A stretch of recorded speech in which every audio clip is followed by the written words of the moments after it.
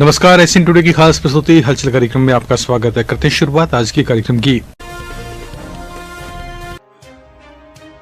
चूरू शहर में सफेद घंटाघर से सुभाष चौक रोड पर नगर परिषद ने मंगलवार को एक अतिक्रमण और 2 दुकानों को सीज किया है।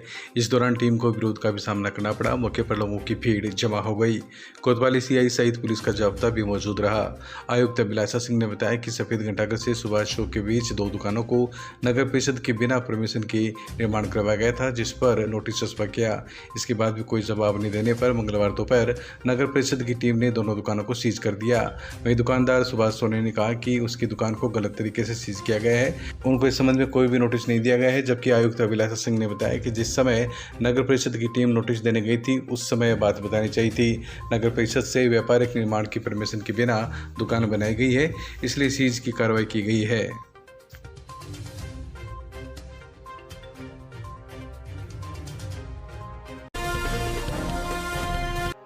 श्री राष्ट्रीय राजपूत करणी सेना चूरू ने अतिरिक्त जिला कलेक्टर चूरू को ज्ञापन देकर दिव्यांग कुलदीप सिंह की हत्या के आरोपियों को गिरफ्तार करने और पीड़ित परिवार को न्याय दिलवाने की मांग की। इसके अलावा चूरू जिले के बीदासर तहसील के गांव सोनेसर में राजकीय उच्च माध्यमिक विद्यालय की मासूम बच्चे के साथ पिटाई करने वाले शिक्षक के खिलाफ कार्रवाई की मांग की गई। इस मौके पर संगठन के पदाधिकारी जिलाध्यक्ष प्रदीप सिंह ढाडर, जिला संरक्षक आलोक सिंह, संगठन मंत्री विक्रम सिंह राठौड़, जिला उपाध्यक्ष छत्रपाल सिंह, राजवीर सिंह चारण सहित अनेक कार्यकर्ता मौजूद रहे। बताओ, आज कुलदीप सिंह जो कि दिव्यांग थे, उनकी हत्या के मामले में माननीय एडीएम साहब को श्री राष्ट्रीय राजपूत करणी सेना चूरू ने ज्ञापन दिए और इसी के साथ चूरू तहसील की चूरू जिले की बिदासर तहसील में एक 8 साल की नाबालिग लड़की के साथ शिक्षक ने बेरहमी से पिटाई की। इसके खिलाफ भी ज्ञापन दिए। उन शिक्षक को एपीओ जल्द से जल्द एपीओ किया जाए और दोषियों पर कार्रवाई की जाए। प्रदीप सिंह ढाडर, जिलाध्यक्ष श्री राष्ट्रीय राजपूत करणी सेना चूरू।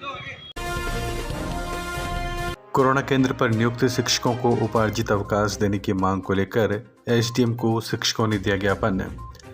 राजस्थान शिक्षक संघ राष्ट्रीय के एक प्रतिनिधिमंडल ने जिला मुख्यालय पर एसडीएम को ज्ञापन देकर कोरोना केंद्र पर नियुक्त शिक्षकों को शीतकालीन और मध्यकालीन अवकाश के दौरान ड्यूटी देने के एवज में उपार्जित अवकाश स्वीकृत करने हेतु मांग की है। एसडीएम द्वारा आश्वासन दिया गया है कि इस मामले में वे संबंधित पत्रावली दिखाकर शीघ्र ही समाधान करने की कोशिश करेंगे। वहीं इस मौके पर प्रदेश उपाध्यक्ष कृष्ण कुमार सैनी, जिला मंत्री शिव कुमार शर्मा, चूरू उप शाखा अध्यक्ष सूर्य प्रकाश शर्मा, कोषाध्यक्ष कन्हैयालाल सैनी, राजेंद्र शर्मा, ओम प्रकाश सैनी आदि शिक्षक उपस्थित थे। शिक्षक शिव कुमार शर्मा ने बताया कि इस कठिनतम दौर में शिक्षकों ने बड़ी ही मेहनत के साथ और शिद्दत के साथ अपनी सेवाएं दी हैं। ऐसे में उनको उपार्जित अवकाश दिया जाना चाहिए। एसडीएम ने तुड़वाया भाजपा नेता नरेंद्र गुर्जर का अनशन। सुजानगढ़ सालासर मार्ग पर द्वार तोड़ने के मामले को लेकर कर रखा था अनशन। सुजानगढ़ नगर परिषद के बाहर भूख हड़ताल पर बैठे भाजपा नेता नरेंद्र गुर्जर का अनशन 8वें दिन समाप्त हो गया। मंगलवार की सुबह तहसीलदार गोविंदराम बगड़िया, सब इंस्पेक्टर दिलीप सिंह मौके पर पहुंचे और स्वास्थ्य कारणों से भूख हड़तालकारी नरेंद्र गुर्जर को अस्पताल में भर्ती करवा दिया। वहां पर नरेंद्र गुर्जर ने कहा कि उनका अनशन जारी रहेगा। बाद में शाम को उपखंड अधिकारी मूलचंद लोनिया, आयुक्त सोहनलाल, शहर कोतवाल सत्येंद्र कुमार आदि वार्ता के लिए पहुंचे, जिस पर सहमति बनने के बाद उपखंड अधिकारी ने नरेंद्र गुर्जर को जूस पिलाकर उनकी भूख हड़ताल समाप्त करवा दी। नरेंद्र गुर्जर ने बताया कि भूख हड़ताल समाप्त हुई है, लेकिन 3 सूत्री मांगों को लेकर 73 दिनों से चल रहा धरना लगातार अब जारी रहेगा। नरेंद्र जी गुर्जर, इनसे आज वार्ता की गई। उनकी 3 मुख्य मांगे थी नगर परिषद को लेकर के। पट्टों का मामला था और अवैध जो मॉल बने हैं उनका प्रकरण था और तीसरा इनका जो बेसहारा पशु है जो यहाँ शहर में घूमते हैं उनको गौशालाओं में या अन्य जगह व्यवस्था करने की इनकी डिमांड थी। तो इनके ऊपर विस्तृत चर्चा की गई। आवारा पशु हैं उनको हम कुछ मात्रा में भिजवाए भी हैं। गौशाला वाले से और बात करेंगे और भामाशाह को भी तैयार करेंगे और नगर परिषद की तरफ से भी बजट का प्रावधान किया गया है, उसका भी हम यूज करेंगे। और अवैध निर्माण है उनके बारे में कमिश्नर साहब ने इनको आश्वासन दिए है कि किन के खिलाफ कार्रवाई की गई है, किन के खिलाफ कार्रवाई जेरकार है, वो प्रॉपर इनको बताया जाएगा। और ये मुख्य मांगी थी जिन पर सौहार्दपूर्ण वार्ता हुई। आप सर, राम दरबार के अधिकारियों पर कार्रवाई की मांग कर रहे थे, उसमें क्या? राम दरबार का जो गेट था उसके बारे में बातचीत हुई है। हालांकि गेट का पुनर्निर्माण शुरू हो गया है और जहाँ तक अधिकारियों से कार्रवाई की बात है, रिपोर्ट भिजवा दी गई है ऊपर के लेवल पर। विधानसभा में भी मामला उठ चुका है तो अगर कोई कार्रवाई होनी है तो ऊपर के लेवल पर होगी, यहाँ पर कोई कार्रवाई अपेक्षित नहीं है। भाजपा चूरू जिला उपाध्यक्ष भास्कर शर्मा ने कहा, जिन राज्यों में हिंदुओं की संख्या कम हो उनको भी मिले अल्पसंख्यक का दर्जा। चूरू भाजपा जिला उपाध्यक्ष भास्कर शर्मा ने कहा कि जिन राज्यों में हिंदुओं की संख्या कम है वहां उनको अल्पसंख्यक का दर्जा मिलना चाहिए। शर्मा ने एक बयान जारी करके कहा कि आज़ादी के बाद से ही ये मुद्दा लंबित है। बड़ी न्याय संगत व संवैधानिक बात केंद्र सरकार ने सुप्रीम कोर्ट में रखी है, क्योंकि जिस जाति के लोग कम संख्या में हैं वही अल्पसंख्यक कहलाते हैं। देश के कई राज्य ऐसे हैं जहाँ पर हिंदुओं की संख्या बहुत कम है, ऐसे में वहाँ पर हिंदुओं को अल्पसंख्यक का दर्जा दिया जाना चाहिए। उन्होंने कहा, केंद्र सरकार ने आज़ादी के बाद पहली बार तर्कसंगत बात कोर्ट में रखी, जिसका खुलकर स्वागत किया जाना चाहिए। जिला उपाध्यक्ष भास्कर शर्मा ने कहा कि सरकार के इस मुद्दे पर वो सरकार के साथ हैं। जिन राज्यों में हिंदुओं की संख्या कम है वहाँ उन्हें अल्पसंख्यक मानकर उन्हें अल्पसंख्यकों से संबंधित तमाम कल्याणकारी योजनाओं का लाभ मिलना चाहिए। आपको बता दें, केंद्र सरकार ने सुप्रीम कोर्ट में बताया कि जिन राज्यों में हिंदुओं की आबादी कम है वहाँ पर हिंदुओं को अल्पसंख्यकों का दर्जा दिया जा सकता है। केंद्र सरकार ने बताया कि एक धार्मिक समूह जो एक राज्य में बहुमत में है वह दूसरे राज्य में अल्पसंख्यक हो सकता है, जिस पर आज चूरू जिला भाजपा जिला उपाध्यक्ष भास्कर शर्मा ने अपनी प्रतिक्रिया दी है। जिला कलेक्टर सिद्धार्थ सिहाग ने कहा, औद्योगिक विकास को मिले गति, उद्यमियों की समस्याओं का हो समाधान। चूरू जिला कलेक्टर सिद्धार्थ सिहाग ने कहा कि जिले में औद्योगिक गतिविधियों में बेहतरी आए, इसके लिए जरूरी है कि उद्यमी और अधिकारी मिलकर प्रयास करें तथा उद्यमियों की समस्याओं का समयबद्ध निस्तारण हो। कलेक्टर मंगलवार को उद्योग विभाग की विवाद एवं शिकायत निवारण तंत्र, राजस्थान निवेश प्रोत्साहन योजना, CSR की जिला स्तरीय समिति तथा निर्यात संवर्धन समिति की बैठक को संबोधित कर रहे थे। कलेक्टर ने कहा कि एक जिला एक उत्पाद योजना के लिए जिले के वुडन फर्नीचर एवं वुडन हैंडीक्राफ्ट व्यवसाय को लेकर डेटा एवं आवश्यक दस्तावेज तैयार करने के लिए सभी काम करें। उन्होंने इसके लिए विशेष रूप से महाप्रबंधक उद्योग को निर्देशित किया। उन्होंने कहा कि इसकी व्यापक संभावनाओं को देखते हुए विभिन्न सरकारी योजनाओं का इस सेक्टर को लाभ मिलना चाहिए ताकि इस व्यवसाय में एक्सपोर्ट और आगे बढ़े। उन्होंने LDM नरेश नागपाल से कहा कि बैंकों की ओर से उद्यमियों को समुचित सहयोग मिलना चाहिए तथा किसी भी प्रकार की दिक्कत होने पर तत्काल संवेदनशीलता से समाधान होना चाहिए। बैठक में विश्वकर्मा उद्यमी संघ के धर्मेंद्र बुंडाने ने अपने विचार रखे। वहीं जिला मुख्यालय पर औद्योगिक गतिविधियों के विस्तार को लेकर भी सुझाव मिले। लघु उद्योग भारती के दौलत तंवर ने भी अपने महत्वपूर्ण सुझावों से बैठक में सभी को अवगत करवाया। बैठक में महाप्रबंधक नानूराम गहनौलिया, रिको के क्षेत्रीय प्रबंधक SK गुप्ता ने विभिन्न बिंदुओं पर प्रगति से अवगत कराया। इस दौरान विभिन्न अधिकारी एवं कर्मचारी मौके पर मौजूद रहे। गिरदावर से नायब तहसीलदार बनने पर असलम खान कायम खानी और हरदयाल का तहसील कार्यालय में स्वागत समारोह आयोजित किया गया और विदाई दी गई। सोनगढ़ तहसील कार्यालय सभागार में आयोजित कार्यक्रम में SDM मूलचंद लुनिया ने कहा कि असलम खान काफ़ी सरल और मिलनसार व्यक्तित्व के धनी हैं और ये काम के जानकार होने के कारण अपने आप में मैनेजर जैसा काम करते हैं। कार्यक्रम में तहसीलदार गोविंदराम बगड़िया ने भी अपने विचार व्यक्त किए। दूसरी ओर नायब तहसीलदार असलम खान कायम खानी ने अपने 30 साल के कार्यकाल को याद किया तो वो भावुक हो गए। इस अवसर पर संचालन कर रहे सुखदेव स्वामी ने आयोजक की पृष्ठभूमि को रेखांकित किया। वहीं कार्यक्रम में मानवेंद्र शर्मा, हरिराम पूनिया, संदीप पारिक, भारत पुरुषोत्तम चौहान, शिव कुमार सहित अनेक लोग मौजूद रहे। अखिल भारतीय किसान सभा के स्थानीय सुजानगढ़ इकाई के पदाधिकारियों ने एक ज्ञापन उपखंड अधिकारी मूलचंद लुनिया को सौंपकर 12 मासी ढाणियों में गर्मी के मौसम में पीने के पानी के लिए टैंकर के जरिए व्यवस्था करवाने की मांग की। इस मौके पर कॉमरेड रामनारायण रुलानिया, एडवोकेट बनवारी लाल विजानिया, राम कुमार मेघवाल ने बताया कि इलाई तलाई व करणी माता मंदिर के पास स्थित 12 मासी ढाणियों में लोग अपने पशुओं के साथ निवास करते हैं, जहां पर गर्मी का मौसम शुरू होते ही पेयजल संकट खड़ा हो गया है, तो प्रतिदिन पीने के पानी के लिए टैंकर की व्यवस्था सुनिश्चित की जाए। ज्ञापन पर उपखंड अधिकारी ने समुचित कार्रवाई का आश्वासन दिया। इस मौके पर जगदेव बेड़ा, एडवोकेट गंगाधर मूंड, अशोक कुमार, सत्यनारायण माली, किशनलाल छरंग, मोहनलाल मेघवाल सहित अनेक लोग मौजूद रहे। रतनगढ़ के वार्ड नंबर 17 में चोर पंचायत समिति के पीछे मकान के ताले तोड़कर 50,000 रुपये और लाखों के सोने चांदी की जेवरात चुरा कर ले गए। मौके पर पहुंची पुलिस ने घटना की जानकारी ली है। प्राप्त जानकारी के अनुसार श्री ताल वाले बालाजी मंदिर के पुजारी मनोज इंदौरिया रविवार को मंदिर की पूजा कर सार संभाल में व्यस्त थे। इस दौरान परिजन भी मंदिर में ही थे। रात में कीर्तन होने के कारण देरी हो गई, जिसके चलते वे परिवार सहित मंदिर में ही सो गए। सोमवार को जब घर पहुंचे तो एक कमरे में सामान बिखरा था। भाजपा नेता सुशील इंदौरिया ने बताया कि चोर घर के साइड के दरवाजे को तोड़कर घुसे और 50,000 रुपये, 50 ग्राम सोना और 50 ग्राम चांदी की जेवरात की चोरी कर ली।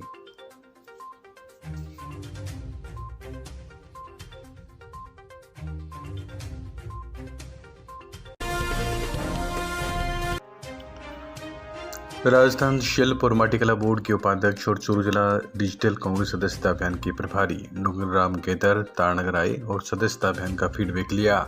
गैदर ने पंचायत समिति सभागार में कार्यकर्ताओं की बैठक ली तथा कार्यकर्ताओं से कहा कि विधायक नरेंद्र बुडानिया के नेतृत्व में सदस्यता अभियान को उत्सव के रूप में मनाते हुए अधिकाधिक सदस्य जोड़े। कार्यक्रम में जिला परिषद सदस्य विमला कालवा, तारनगर के ब्लॉक अध्यक्ष कृष्ण सहारण, चेयरमैन के प्रतिनिधि मुंशिखा, कुंदन सैनी, रामचंद्र प्रजापत, दिनेश प्रजापत, भगत सिंह भाकर, सुनील सैनी, LD जोशी, विक्की भालेरी, बाबू खां, बाबू हुसैन कुरैशी, सुरेंद्र पूनिया, हेतराम किरोड़ीवाल सहित अनेक कार्यकर्ता मौजूद रहे। उपस्थित कार्यकर्ताओं ने साफा और माला पहनाकर डूंगरराम गैदर का भव्य स्वागत भी किया।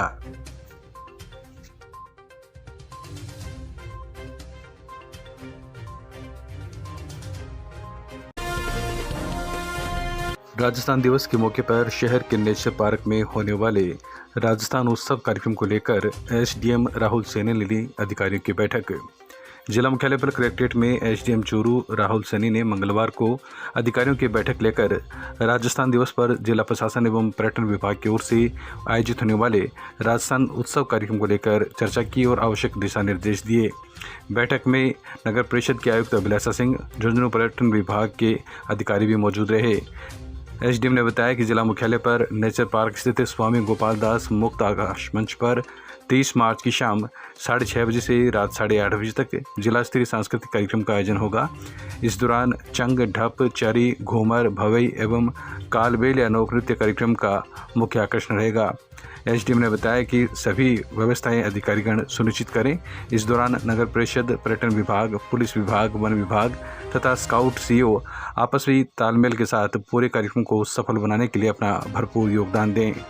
कल 30 मार्च को राजस्थान दिवस कार्यक्रम का आयोजन किया जा रहा है, जो चूरू जिले के अंदर नेचर पार्क में ओपन ऑडिटोरियम में किया जाएगा और उसके अंदर बहुत सारे लोक संस्कृति से जुड़े हुए कार्यक्रम आयोजित किए जाएंगे। सभी जनप्रतिनिधि, सभी चूरू के जो निवासी हैं, उनसे हमारा आग्रह है कि आप पधारें और इस प्रोग्राम की शोभा बढ़ाएं और इसमें सभी का प्रवेश निःशुल्क रहेगा।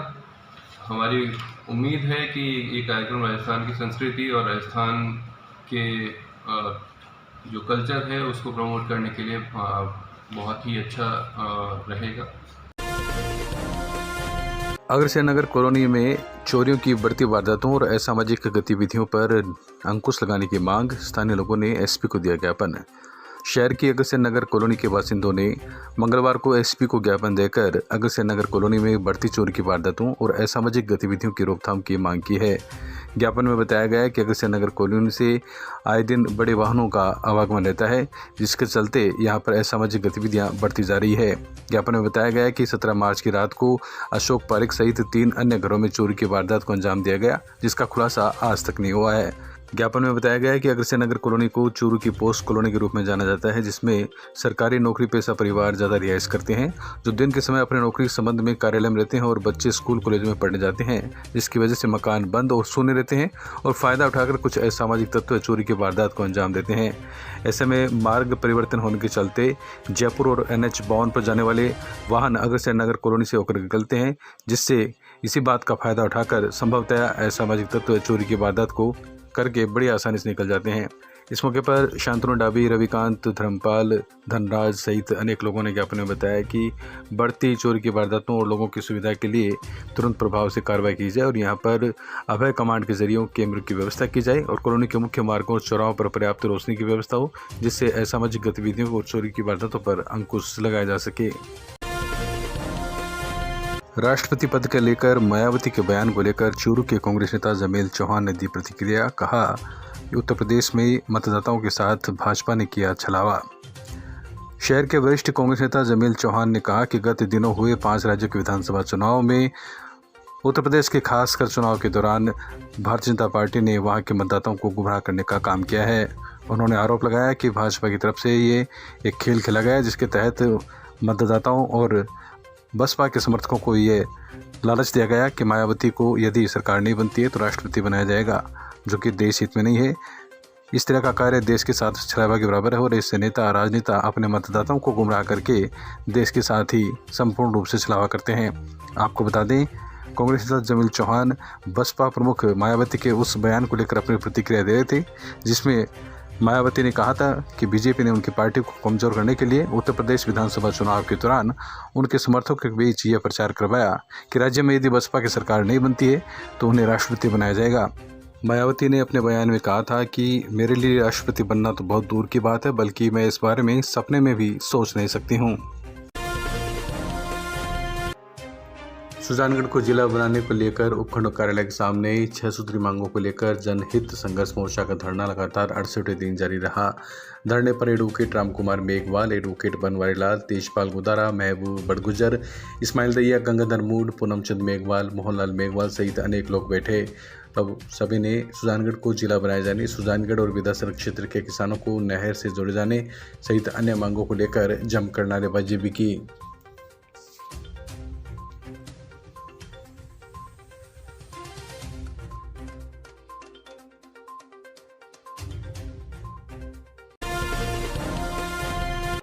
सुजानगढ़ की बाईपास रोड पर स्थित रेलवे फाटक संख्या 1 के पास देर रात को 2 बाइक की भिड़ंत हो गई। इस हादसे में 2 लोग घायल हो गए, जिनको पार्षद विजय बटेसर, पार्षद मनोज पारिक, भवानी पारिक आदि ने राजकीय बगड़े अस्पताल पहुंचाया, जहां दोनों घायल युवकों को अल्ताफ पलदार निवासी नेचपा और जुनैद निवासी सुजानगढ़ का उपचार किया गया। प्राथमिक उपचार के बाद अल्ताफ को गंभीर अवस्था में रेफर किया गया।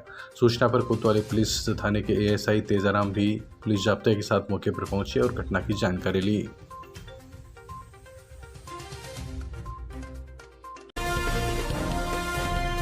सुजानगढ़ के निकटवर्ती NH 58 पर स्थित शोभासर टोल नाके के पास देर रात को एक कार धू कर जल गई। सालासर पुलिस ने इस घटना की जानकारी सुजानगढ़ नगर परिषद को दी, जिस पर दमकल चालक अमजद खान कायम खानी, फायर प्रभारी रामनिवास काला, भंवर सिंह फौजी, गणेश फायरमैन की टीम मौके पर पहुंची। फायर ब्रिगेड के चालक अमजद खान कायम खानी ने बताया कि इस दुर्घटना में कोई हताहत नहीं हुआ, जबकि 1 घंटे की मशक्कत के बाद आग पर काबू पाया गया। इस दौरान कार जलकर खाक हो गई।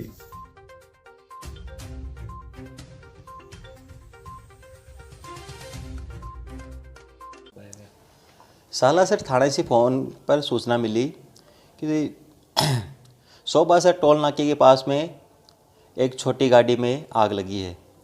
फिर हम यहाँ से सुजानगढ़ फायर ब्रिगेड से मेरे ड्राइवर अमजद खान कायम खानी और फायर इंचार्ज रामनिवास काला और फायर ड्राइवर भंवर सिंह जी फौजी साहब और फायरमैन गणेश जी, हम यहाँ से गए और शोभासर टोल नाके के बराबर में वो गाड़ी, उसमें आग लग गई थी। फिर कड़ी लगभग 1-1.5 घंटे की कड़ी मशक्कत के बाद हमने आग पे काबू पाया। इस दुर्घटना में कोई घायल हुआ है क्या? नहीं, कोई जनहानि नहीं हुई है और गाड़ी जल गई।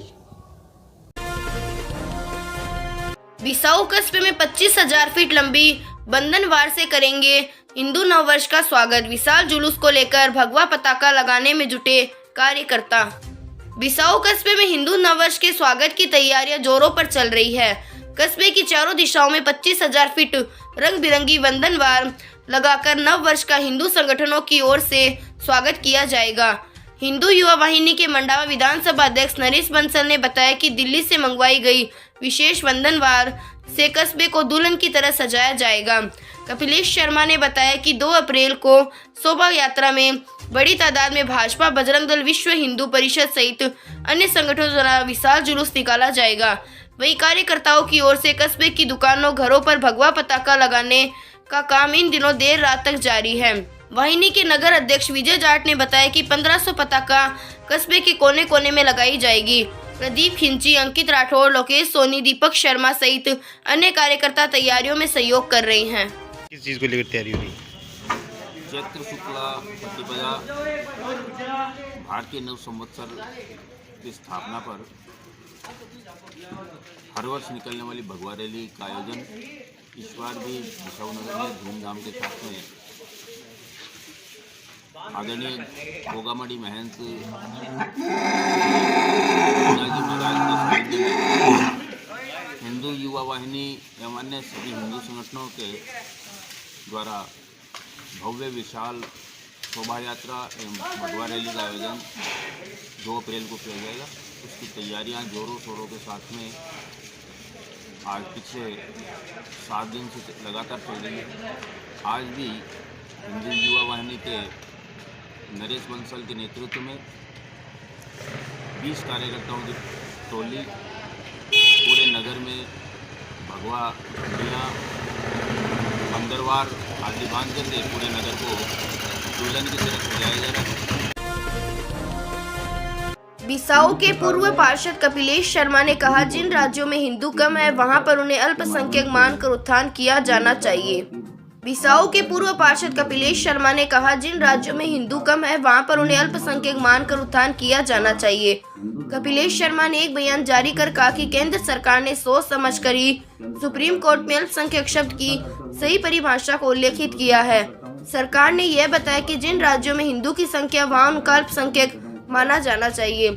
शर्मा ने कहा कि वे केंद्र सरकार की प्रशंसा करते हैं कि लंबे समय बाद सरकार ने यह सराहनीय कदम उठाया है।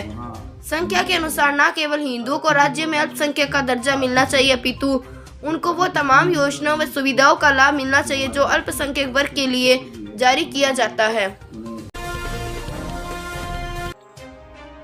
रतनगढ़ में सांवरिया गो भक्त मंडल के तत्वावधान में पिंजरापल गौशाला के प्रांगण में गौरीशंकर जालान परिवार के सौजन्य से सैकड़ों गोमाताओं और नंदियों को भक्त मंडल के सदस्यों ने लापसी बनाकर खिलाई। भक्त मंडल के सदस्य प्रति दिवस प्रातःकाल जन सहयोग से गोमाताओं की सेवा कर रहे हैं। गौशाला में सेवा के साथ साथ इस भीषण गर्मी में नेशनल हाईवे आदि इलाकों पर नगर के आवारा पशुओं को भी हरा चारा डालते हैं और गोचर भूमि में पशुओं को पेयजल उपलब्ध करवाते हैं। भक्त मंडल के सदस्यों ने नगरवासियों से अपील की है कि एक रोटी गौमाता के नाम की बनाकर प्रतिदिन गलियों में घूम रहे आवारा गोधन को दें। इस अवसर पर भक्त मंडल के अनेक सदस्यों ने अपनी सेवाएं दी।